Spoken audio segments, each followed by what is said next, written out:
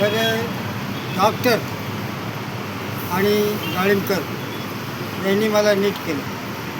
दररोज इंजेक्शन घ्यायला यायचे घरी. मग ते दुसरे 6 महिने मी बिस्तरात होतो. पण ती बिचारी सारा महिला ती मलमपट्टी सेवालाही केली माझी.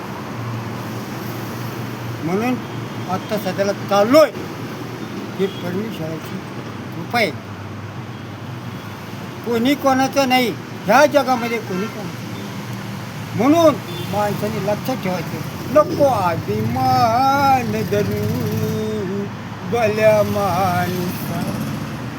जाशील का तू येशील का, असंच जाशील का तू अशील का, नको अभिमान धरू भल्या माणसा. वा वा वा वा वा, बोला. आणि ज्या टायमाला लय सेवा केली, पण देवानी त्यांचं चांगलं होतं. लेकरे बाळे सुखी राहू. तुम्ही कुणाची केली सेवा? माझी. तुमची. कुणी केली? डाळिंबकर.